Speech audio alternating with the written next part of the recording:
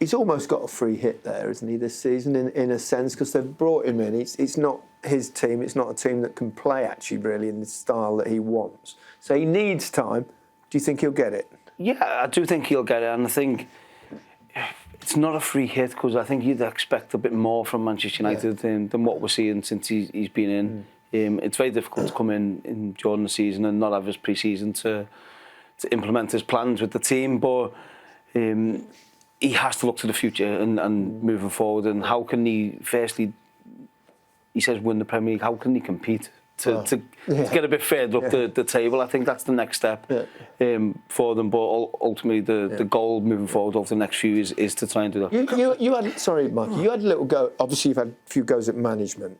Ultimately, you can only deal with what you've got as players, isn't it? Isn't it about the talent on the pitch? You can only do so much. Yeah. However much you know the game, however great a player you are, however strong a management are, the best managers are the ones that got the best players. Yeah, of course. I don't think that's normal. But I think the issue maybe of looking too far ahead is what we're seeing over the last 10, 15 years is managers are not getting that time. No. So you have to be a little bit selfish as a manager and say, OK, if I don't do it now, then I might not get that time. And maybe, I think that is a little bit naive to say we're looking to win the Premier League because from where they are now, they're a long way off that. Miles off.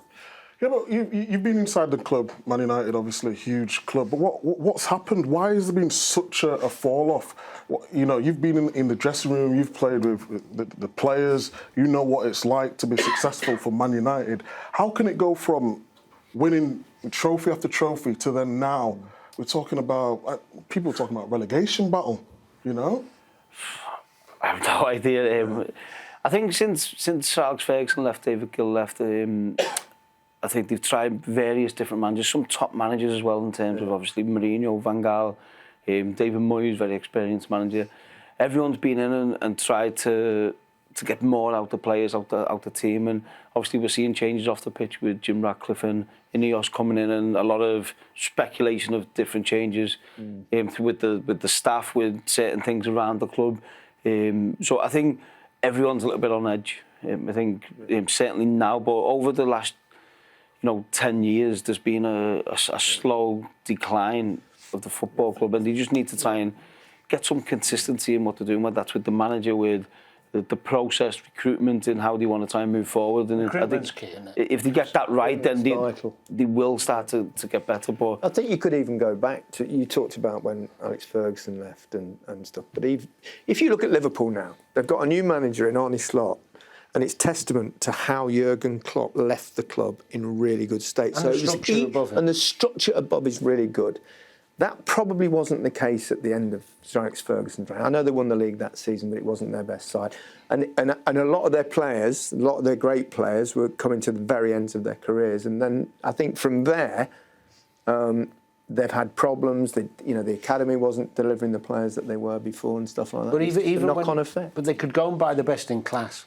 Because Man United was still a draw because of its success and its history. But the recruitment's not been good. The recruitment's been poor, and also now what the problem United have got, and the new manager is PSR.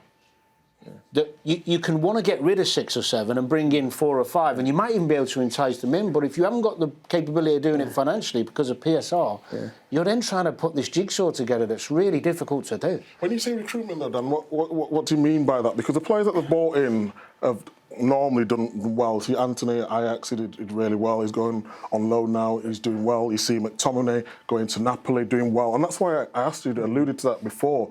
Is it the pressure of Man United that some of the players can't deal with? Yeah, there's certainly a big pressure, but going back to recruitment, Manchester United have spent a lot of money over the last 10 years.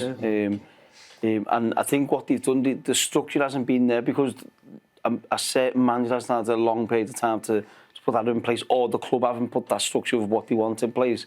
So they're buying players, like we see 90 million on Lukaku, on Pogba, all these players coming in as individuals, and it looks like there hasn't been a long-term plan to have this way of playing, this style, this identity of how we want to play. And then we see a new manager come in who wants his own way of playing, like we're seeing now Manchester United going to a back 3. So every time that's starting to move forward a little bit, it gets ripped up again, and because you've got a different style and different. Well, you should applaud that then if he's sticking by his principles. That's what you want. Because it's whether the club sticks by their principles of having him. I think one of the problems, though, Gary, is the fact that you hear the reports that Man United have to sell to bring players in. That's what I'm saying. And that is a difficult part. Normally, historically, Man United could go buy the best players. And the other thing, even if he gets all the backing in the world and he wants to play this system and he's financially able to bring in players, I'm not sure that system can win the Premier League against the type of teams he's coming up against. It might be more competitive in another season, but I don't think playing that way. Only one team have won the Premier League playing that way, and that was Chelsea. And let's not forget who they had in the middle of the pitch. They had Matic and Kante. Yeah, exactly. And they also had Costa and Hazard up the top, which is a bit different. Well, they've got much better players overall than Exactly. Manchester United. But when you're trying to, go and win the Premier League, as the man just saying there, you need to be in a stable position to bring the best players in. And if I'm a player playing in a different country or in a different club, Manchester United come to try and sign me now, I'm looking, thinking, I'm not sure. You the top players want Champions League football, and unfortunately, that's not where the club are at. Well, say if you're at Everton now and they come in for you back in, and they're in this position, but you've also got Man City and whoever else coming. You're looking now, and you. Thanks, Jay. When I signed for United, United were actually in transition there with, Chelsea were dominating at that period. Arsenal, sorry, then Chelsea were. So we were in transition when I signed, and the big reason why I signed was Sir Alex Ferguson. But because you knew that he'd get it right and he'd build that team again where it's hard to see that now. It maybe needs a dominant figure like that. And it'd be interesting if Amorim is that in time, whether he'd be given that time.